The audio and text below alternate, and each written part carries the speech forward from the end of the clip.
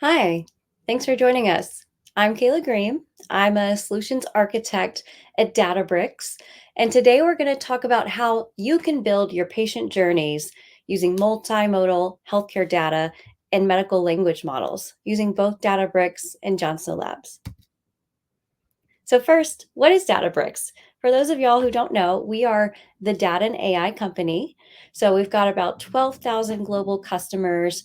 We are the inventor of the Lakehouse and also the creators of Delta Lake MLflow and Spark. So, if you recall, back in 2020, we actually pioneered the Lakehouse architecture, giving you the benefits of both a data lake and a data warehouse. And now, today, about 74% of global enterprises have adopted a lakehouse, according to MIT. And we've also launched the Data Intelligence Platform for healthcare and life sciences. And this enables you to do end to end analytics from ingestion, data engineering, real time analytics and streaming, data science, AI, ML, and warehousing. And that is all governed with a unified layer, which we call Unity Catalog. Let's talk about OMOP. Why are we using OMOP for this solution? Well, it's designed to accommodate different EHR or claims databases. It gives you a common representation of terminologies, vocab, concepts, cohorts, allowing different clinical research teams to collaborate and share their studies. And it also provides systemic analyses using a library of different routines and R packages that have been developed and curated by the community. If you haven't interacted with the Odyssey community yet, I really recommend it. It's a great community with a ton of energy. A lot of folks just really passionate about advancing innovation and research in healthcare. And we actually have a user group for Databricks within the community as well. There's a whole page you can go to. There's a guide for implementing Odyssey on Databricks. So, highly recommend checking that out and getting some helpful tips and tricks. But first, we got to get the data into the lakehouse. Now, with the lakehouse, we don't actually ingest the data itself. We interact with the data in place in your data lake. And that could be an S3 bucket, Google Cloud Storage, or ADLS. So we support natively ingestion through Epic, connecting to a few different warehouses and systems. There's Chronicles for your real time data, Clarity, that's more of a reporting database, and then, of course, Caboodle, the enterprise data warehouse. And today we're going to look at how we can use Johnstone Labs to actually streamline that process and get the data ingested into the lakehouse so you can go on your way with some different use cases, such as predicting sepsis risk, automating the wait time for the emergency department, and of course, clinical research. Now that we've got the data in the lakehouse, let's talk about the medallion architecture.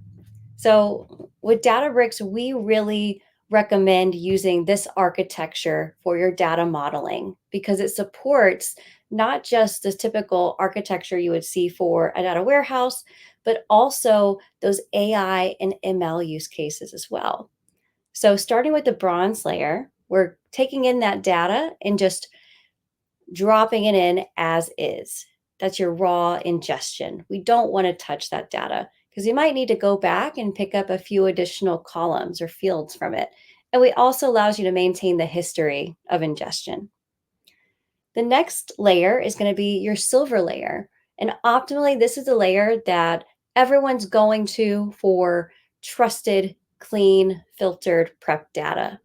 So if you're bringing in patient data from your EHR, this is where you would have those incremental newly arriving records merging into your patient list, your number of encounters, your visits.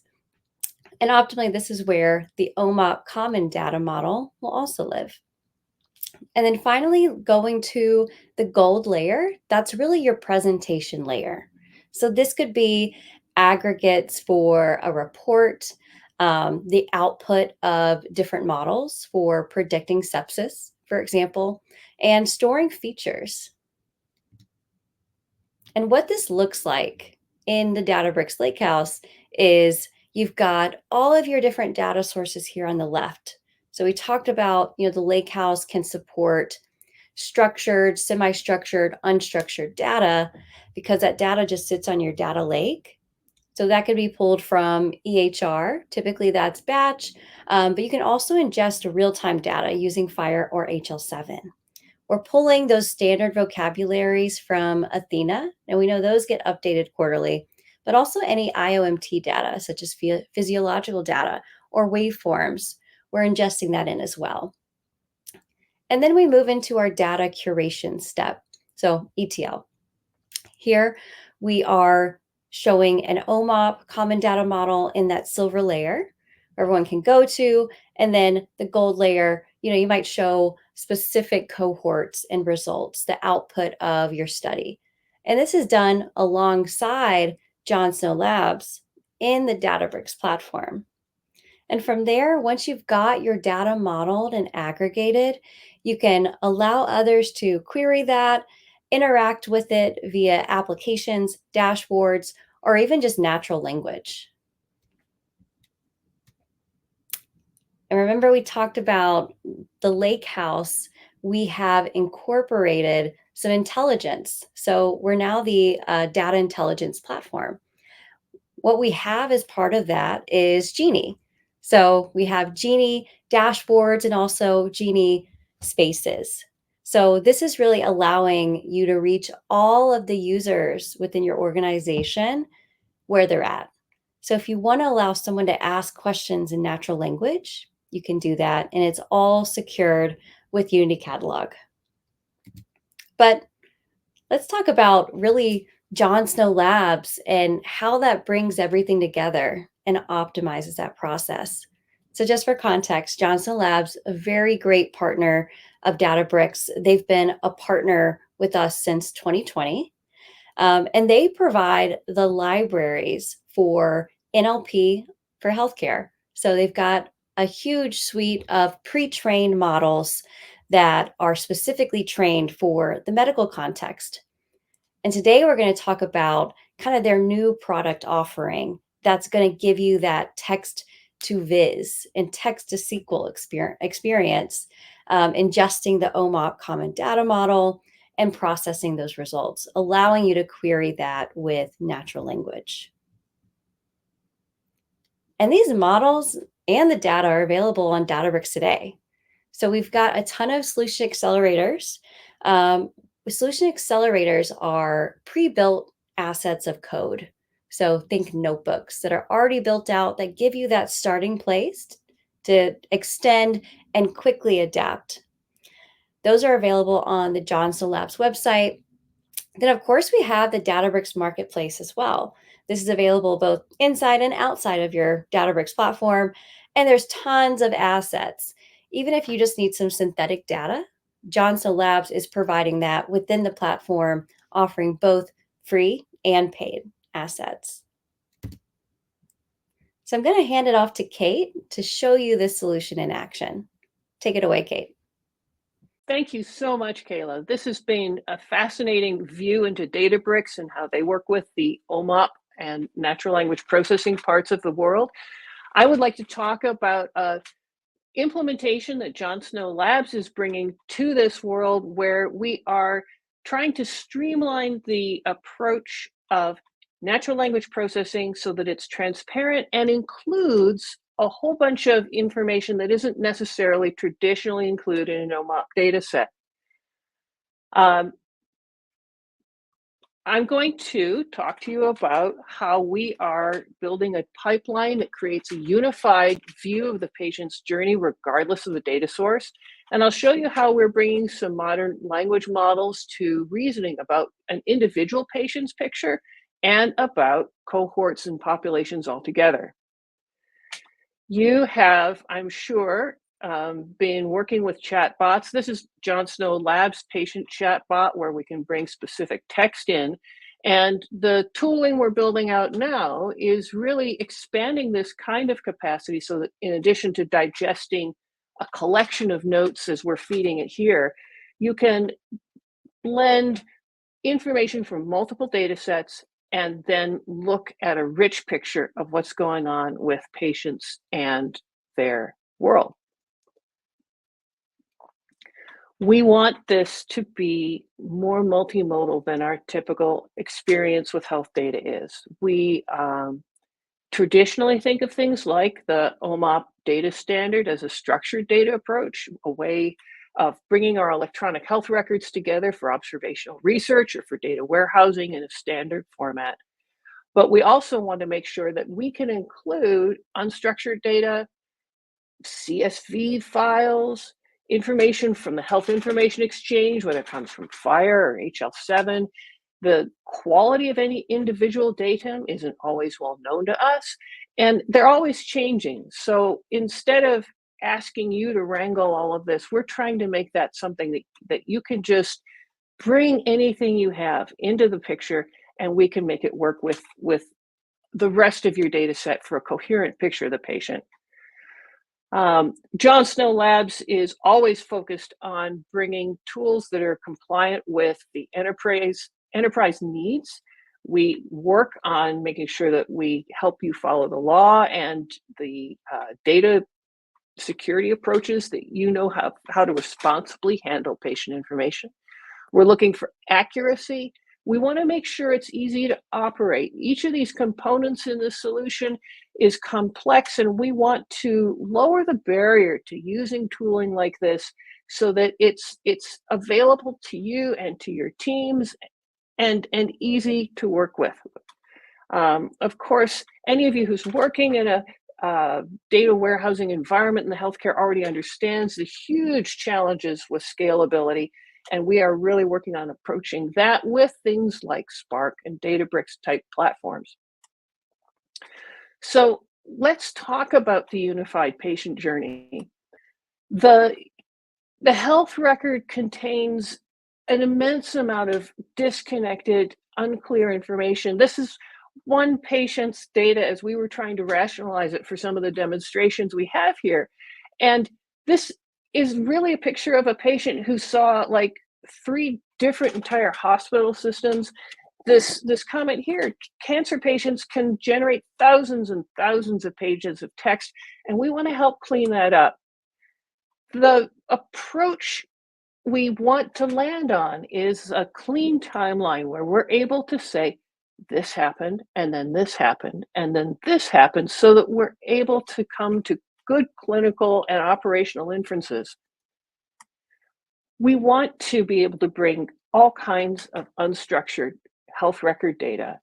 We want to map it into a format many times when we're working in and out of our transactional systems, it's FHIR. But in this particular case, we're bringing it to the OMOP data standard. And then our tooling starts building this sequential patient journey so that it is suitable for AI consumption and inference.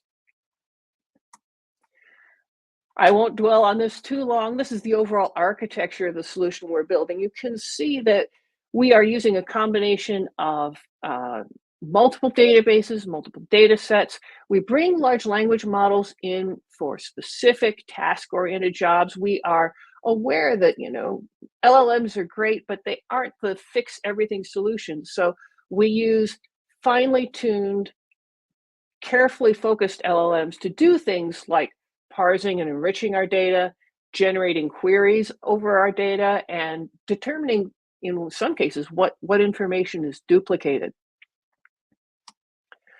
And we use the John Snow Labs NLP tools in order to provide the very heart of this whenever we are bringing unstructured data to the table. FHIR information is only semi-structured. Often you will have codes that are representing specific procedures or events, a whole bunch of structured type of information, and then in comes the notes. So we often have to take these data sets and split them off in different directions. And so even data sets like FHIR require things like entity recognition and entity linking and assertion management and relation extraction.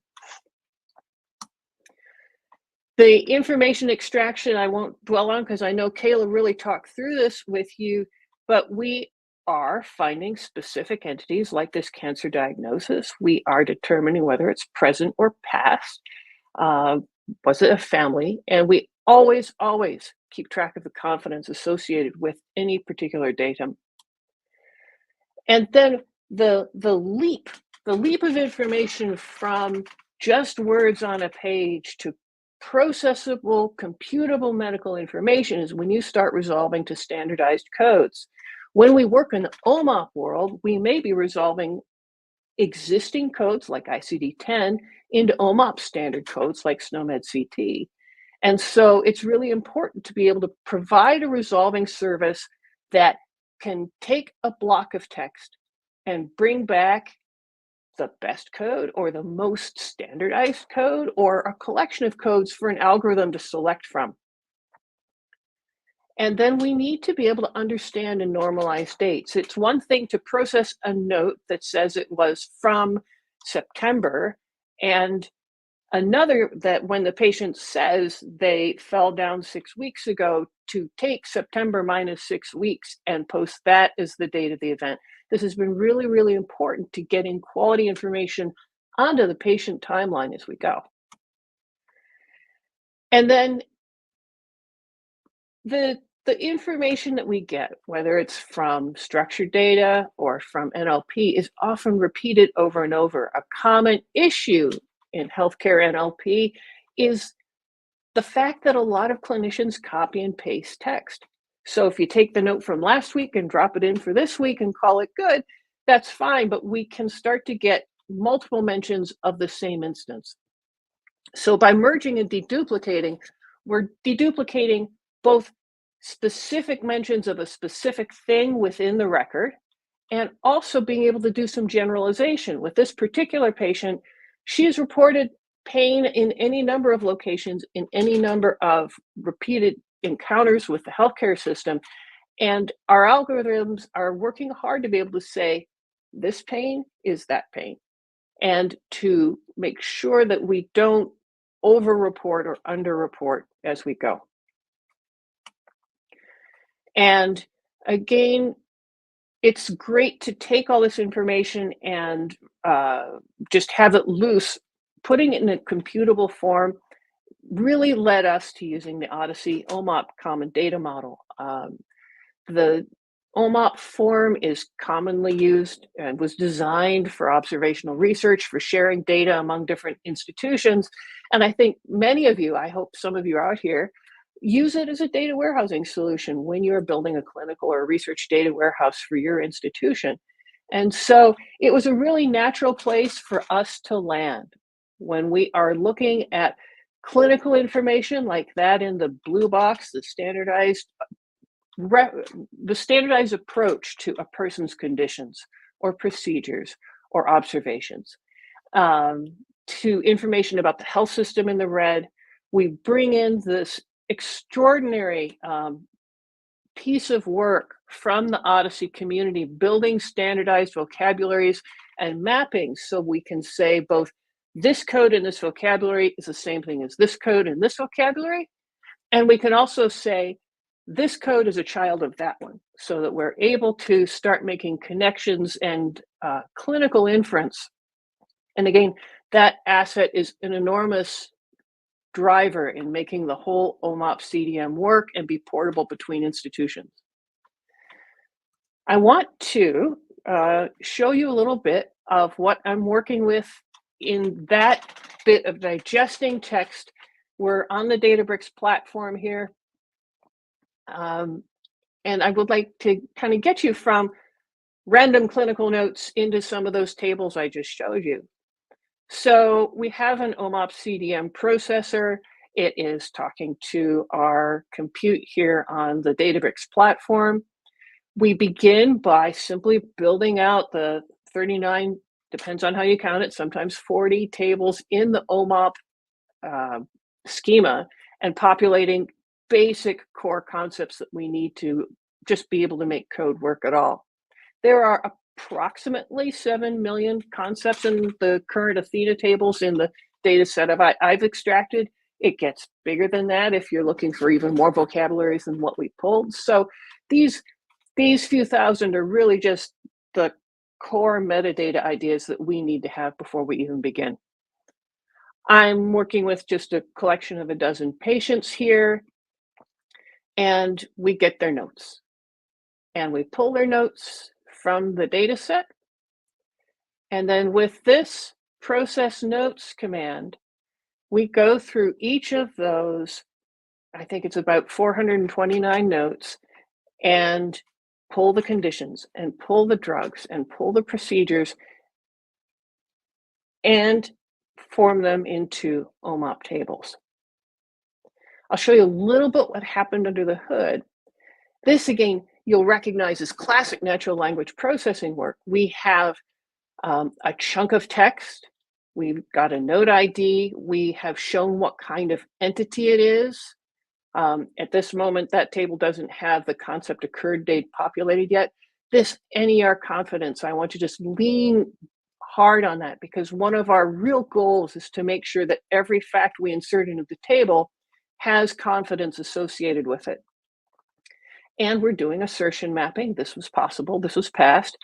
I have just noticed, and I'm alarmed to see that this person's brain is absent, but we'll just move on from that. And this is thousands of rows generated in that early stage of just every entity we were able to find in the data set, along with its assertions and its relationships. Then we use a vector database in order to make the matches between entities and actual standardized codes. We have found that there's a combination of, sometimes you can actually map a string literally. You can say myocardial infarction, and a code will pop up directly mapped to myocardial infarction. When that fails, we go to sentence embeddings so that we can say, I've got this idea. I got this heart attack idea. Can you look it up for me?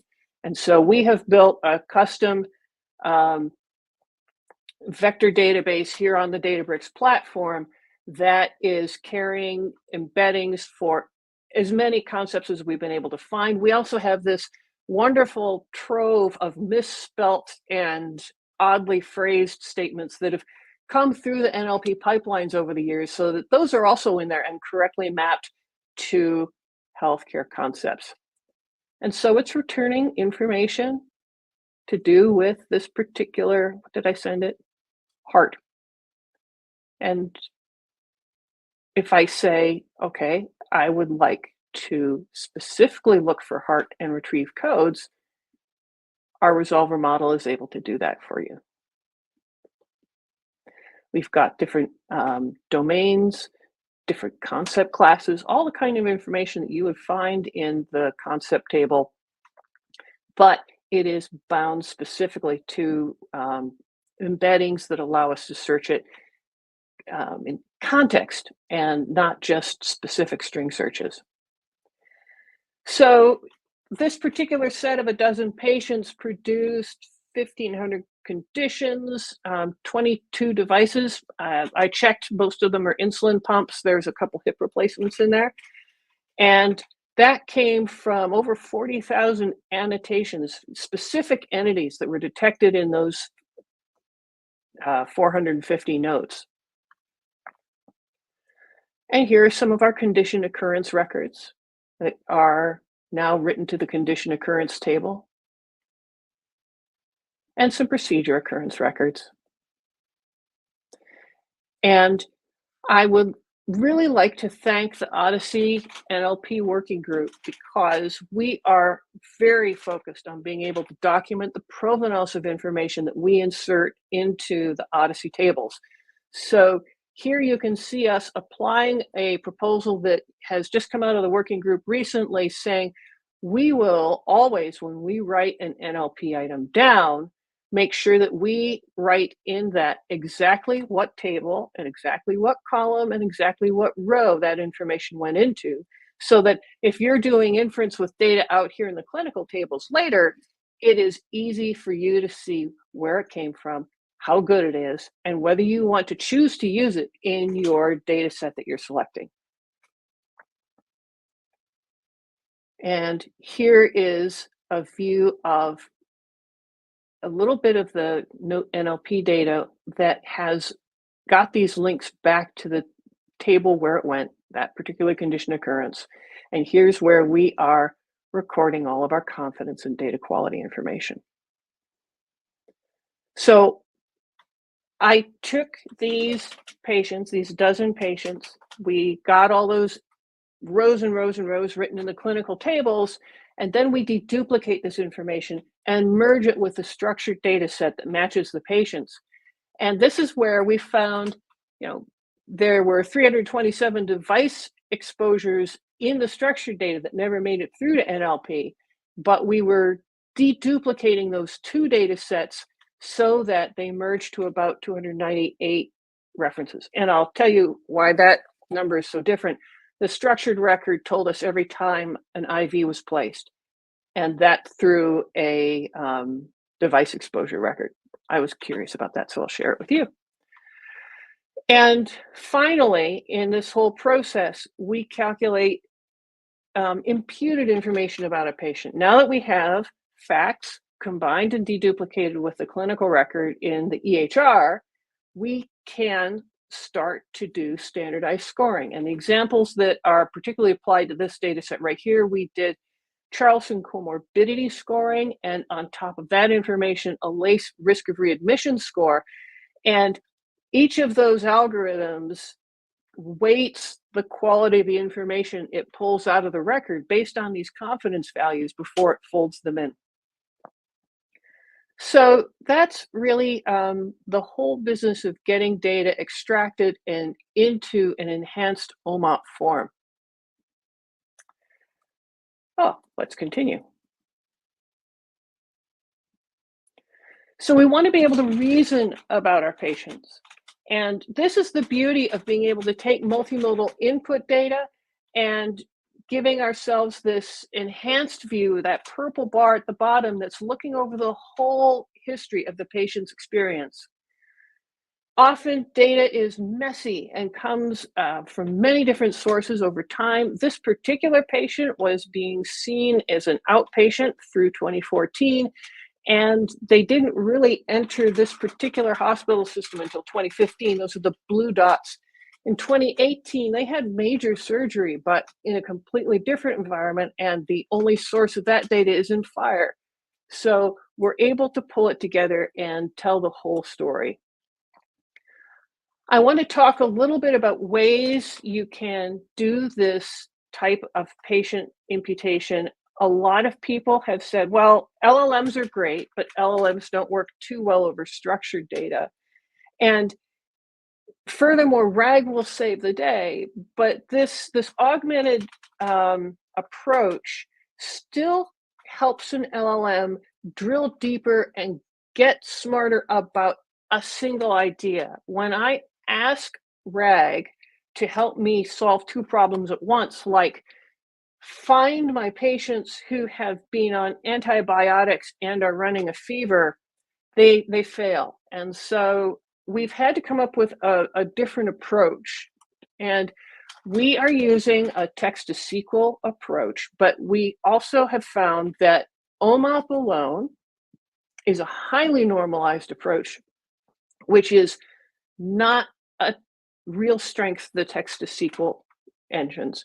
We've also found that there are kind of idioms that you get used to when you're working in OMOP that are difficult to teach a text-to-SQL engine. So we are taking natural language queries, and we are building embeddings of those to help us start to say, this is a common subquery, and that's a common subquery, and simplifying the OMOP schema through views in order to make it much more accessible by a large language model that's focused on answering questions. So this is where we're kind of meeting here in the middle. The tabular data, the factual data, the reliance on repeatable, reliable information means that a SQL query over that information is much more likely to be consistent and stable. It's difficult to write SQL over OMOP, so we are providing a simplified layer on top. And that starts to give us the ability to build out. This particular next series is showing how when we take structured data and then start adding information from different sources, the answer to the same question for the same patient gets more interesting and more complex. And so we are really working to make sure that we bring the whole picture in for patients. Let me show you a little bit of conversations with our LLM. So this tool is talking to the OMOP dataset, the enriched OMOP dataset, using assembled SQL based on the information that we asked. And it gives us, the best thing is, as many times as I run this, I get the same answer every time. And moreover, under the hood, it is also only bringing back information with a high degree of confidence, whether it was a calculated or a directly sourced value. What were the antibiotics? Where did you find this information? I found it in the prescriptions. Tell me about each of their instances of joining of encounters, and tell me what happened. Tell me what the LACE score is, and tell me why you think it's that way. This is really empowered by the extent of the LLM plus SQL tooling over the multimodal input to OMOP. And finally,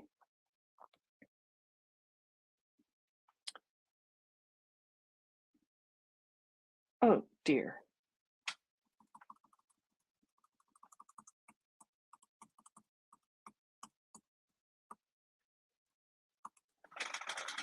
We can do queries with these tools that are focused on cohort generation.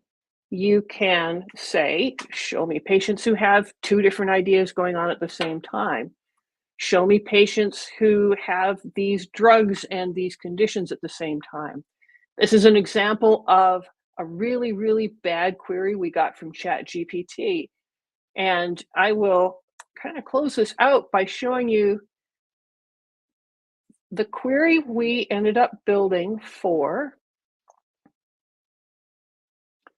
patients who have back pain and spinal fusion looks like this.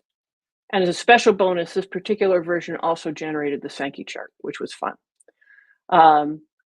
That is the entirety of the question answered over our simplified schema. Atlas, which is just a fabulous tool and which makes me happy and which is running over the same data set we've been talking about as we go, is takes this to write the query.